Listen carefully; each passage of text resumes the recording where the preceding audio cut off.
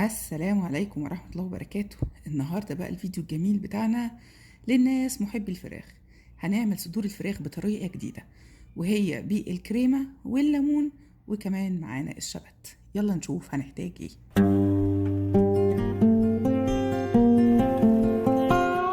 هحتاج طبعا في الأساس عندي هو الليمون، وأنا هنا على الكمية بتاعتي هستخدم 4 ليمونات. هحتاج طبعا صدور من الفراخ تكون طبعا فكة لو هي كانت في الفريزر أو طازة، منقوعة في محلول بتاعنا عبارة عن مية وملح وسكر.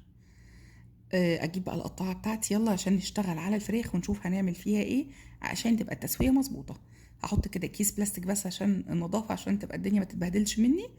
وهجيب بقى قطع من الفراخ اهوت، وابدا احط كيس تاني من البلاستيك او النايلون زي ما بيقولوا، وابدا كده بالشاكوش بتاع الفراخ او شاكوش المطبخ. ابدا ادق على الفراخ. دق الفراخ دوت يا جماعه هيعمل لي حاجتين في الفراخ. اول حاجه طبعا هيرقها شويه، يعني مش هيخليها سميكه قوي وكلها تبقى سمك واحد. الحاجه التانيه هيخلي الانسجه بتاعتها تتفتح، فما يخليهاش تكش لما تيجي تتسوى على البوتاجاز. هنقلب الصدر ونعمله على الناحية التانية نفس الحكاية. هنجيب كل الكمية اللي موجودة عندي طبعا ونعمل فيها نفس الحكاية. طيب يا جماعة، أنا سامع حد اهوت من بعيد بيقولي طب أنا ما عنديش شاكوش بتاع المطبخ ده. هنجيب كده بطرف السكينة بتاعتنا البديل بتاعنا، نجيب بطرف السكينة ونبدأ نشق الفراخ، مش نقطعها للآخر، نشقها من فوق كده شقات بالطول وبالعرض، أكن بعمل مربعات فيها من فوق ومن تحت، نفس الوضع دوت. وطبعا هي لو سميكة قوي هنرفعها بحيث ان هي تبقى كلها سمك واحد، حوالي عقلة صابع كده كبيرة. طيب صدور فراخ زي ما انتم شايفين كده، في عندي اجزاء منها كانت كبيرة واجزاء صغيرة. اضطريت ان الكبيرة ديت ابدا اقطعها نصين علشان يبقى عندي كل اجزاء بتاعة الصدور حجم واحد يا جماعة. ليه بقى؟ مش عشان المنظر بس، لا، الحاجة التانية والاساسية عندي عشان التسوية، عشان تبقى كل الصدور واخدة نفس التسوية. لما اجي احطها على البوتاجاز ميبقاش شويه اخدوا تسويه وشويه ما تسووش، وفي الاخر افاجئ ان شويه فيهم من جواهم شويه دم. هنا بقى يجي التتبيله بتاعتي وهي بسيطه جدا وسهله. شويه من الملح، حوالي معلقه كده من الملح، هرشها على الوش بتاع الفراخ بتاعتي. شويه طبعا من الفلفل، برضو رش كده سريع سريع. وزي ما اتفقنا قبل كده في كل الفيديوهات بتاعتي، اي فراخ لازم احط فيها جنزبيل بودرة. اجيب شوية من الجنزبيل وابدأ برضو ارش كده فوق الوش بتاعي. طبعا احنا عملنا على الناحية ديت الموضوع ده، هعمل نفس الوضع دوت على الناحية التانية. زي ما انتم شايفين كده ابدأ اقلبها واعيد نفس الخطوة بتاعتي دي كده بالظبط، اعملها تاني على الناحية التانية. ملح، فلفل، جنزبيل. مش هحتاج في تتبيلتي اكتر من كده. ما تزودوش في كمية الجنزبيل، علشان بس الجنزبيل ميبقاش طاغي في الطعم بتاعي بتاع الأكلة بتاعتي النهاردة معتمدة على حبة حاجات بسيطة، بس فيها تيست في الآخر جميل قوي وحلو قوي، مش هنضيعه بالجنزبيل. الجنزبيل بس عشان يودي زفارة الفراخ. خلاص يا جماعة تبلناها. أنا وأنا بتبلها كده كنت حطيت الوك بتاعتي على البوتاجاز وحطيت فيها شوية من زيت الزيتون. ويلا بينا بقى هنحط أهوت الفراخ، نديها سفعة فيها بحيث ان الفراخ تبقى من الناحيتين مديه. شايفين اللون اللي هو ايه البني شويه كده الفاتح من الناحيتين، يعني هعمل زي ما بنقول عليها في مصر تشويحه. شوحت الفراخ من الناحيتين، ونخلي بالنا زي ما اتفقنا لو صدور كبيره هتاخد وقت شويه في التشويح معانا، ما تستعجلوش. وانا ما حطيتش ميه يا جماعه ولا اي حاجه، هم حبه الزيت اللي انا حطيتهم وبس. لو مش عايزين تستخدموا زيت وعايزين تستخدموا زبده مفيش مشكله خالص، الموضوع بسيط. دي حاجة بترجع للتيست اللي انتوا بتحبوه، مش هتفرق معايا في الاخر في طعم الوصفة. قلبت الفراخ بقى يا جماعة على الناحية التانية علشان تاخد السبع كمان من الناحية التانية. وزي ما انتوا شايفين كده كلها خلاص. انتوا تحسوها ان هي بدأت ايه تبقى شبه مستوية. ما تقلقوش يعني لو لقيتوها من جوه لسه طرية، لان هي لسه هتتحط اصلا في الصوص وتتساب تغلي وتكمل التسوية بتاعتها في الصوص بتاعها. فما فيش مشكلة خالص ان هي تبقى دلوقتي نص سوا، تبقى بس ايه واخدة السفعة من الناحيتين. هجيب بقى الطبق بتاعي وابدأ اشيل كده ايه بالهولدر بتاعي الفراخ، اشيلها على جنب في الطبق.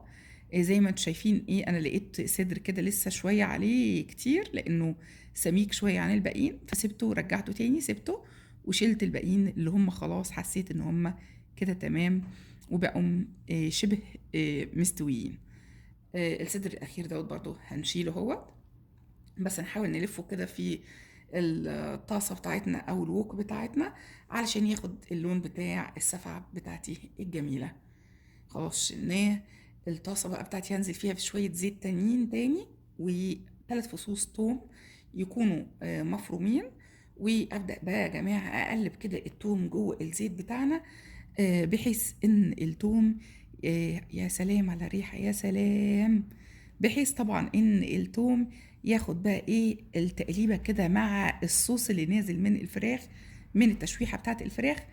ما تقلقوش من اللون، هو ده اللون اللي انا محتاجاه. انا اصلا ما غيرتش الووك ولا غسلتها ولا اي حاجه، لان انا محتاجه اللون دوت. اجيب بقى كوبايه من الميه المغليه، او لو عندي شوربه فراخ اتس اوكي هستخدم شوربه فراخ.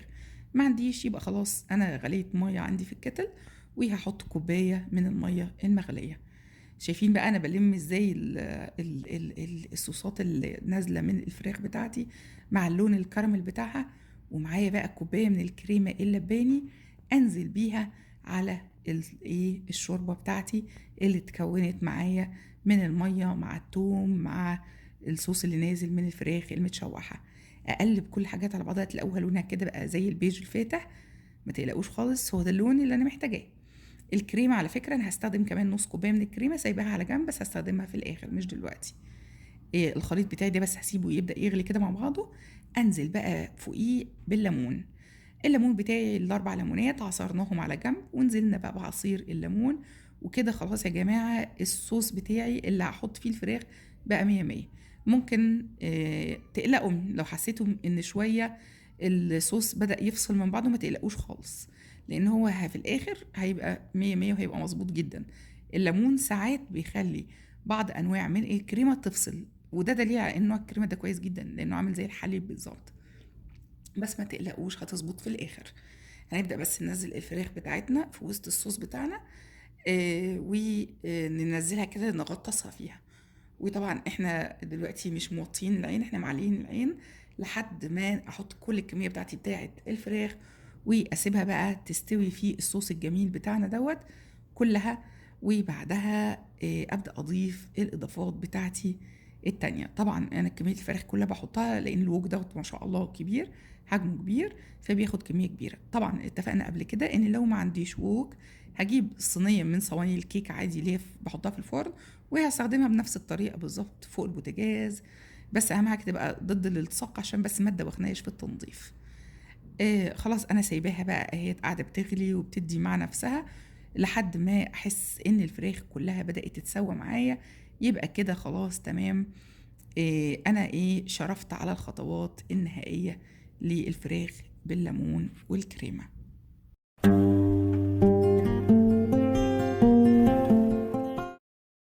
كده يا جماعة خلاص هي غليت. جه الوقت بقى اني اضيف نص كوباية كريمة كمان لتلات ارباع كوباية من الكريمة، واوطي بقى العين. وهنا انا في الخطوة دي مش هقلب الكريمة بقى يا جماعة، هسيبها كده فوق الوش.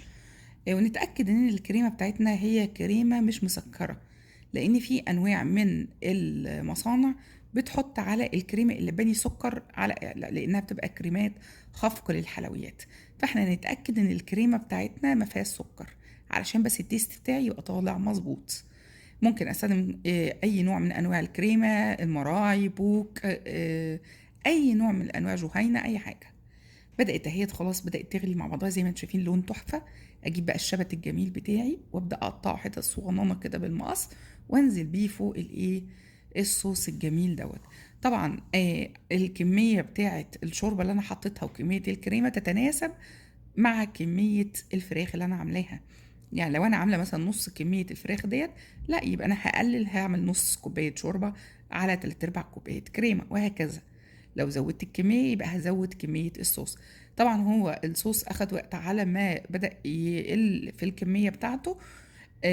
بس الريحه بجد خطيره يا جماعه، خطيره جدا جدا. وزي ما انتم شايفين الفراخ بتستوي مده طويله، فما تقلقوش خالص من المرحله الاولانيه ان انتوا تسفعوها بس بسرعه وتشيلوها، ما تبقوش سايبينها مدة طويلة في مرحلة السفة. خلاص كده هحاول بس اني انزل الفراخ بتاعتي جوه الصوص بتاعي بالشبت علشان تبقى كلها واخده كل التيست. وزي ما انتم شايفين خلاص اهيت الصوص ولا فاصل ولا اي حاجه. الكريمه اللي حطيناها في الاخر ظبطت الموضوع كله مع بعضه، وهي اصلا في الاخر هتلاقوا الصوص ده كله خف تقل خالص ويكاد يكون مش موجود زي ما انتم شايفين كده بالظبط. انا طبعا خلاص بقى مستعجله عليها بامانه. انا هجيب شويه معلقه من الدقيق وهدوبهم مع معلقتين ميه كده يا جماعه على جنب، وانزل بيهم بقى على الفراخ بتاعتي. وكمان بقى رشه شبت كده يا جماعه كمان طازه كده في الاخر. وابدا كده احاول اوصل الدقيق بالميه لتحت في الصوص علشان يتقل الصوص بتاعي، واطلع كده من الصوص لفوق على الفراخ، بحيث ان تبقى كل الفراخ بتاعتي الصوص واصل لها، والريحه بجد تجنن تجنن تجنن، والطعم خطير خطير خطير. اتمنى طبعا ان انتم تجربوها وتقولوا لي رايكم فيها ايه، ولو عندكم اي استفسارات انا تحت امركم. لو لقيتوا الصوص بتاعكم يا جماعه قبل ما تحطوا الدقيق تقيل اوريدي ما تحطوش الدقيق، لان طبعا ده بيختلف حسب نوع الكريمه اللي انتم مستخدمينها. يلا بقى هنقدم الفراخ بتاعتنا، ناكلها مع رز ابيض، رز بشعريه، ونشوف طعمها بقى عامل ايه.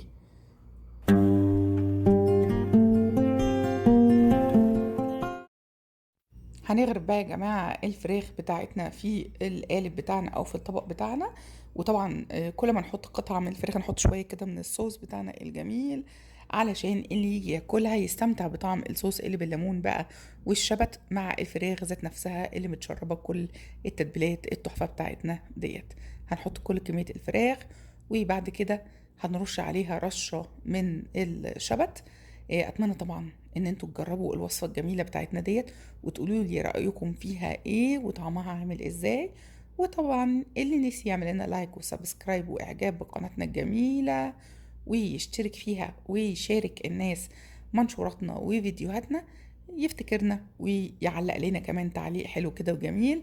وزي ما بنقول كل مره، استمتعوا.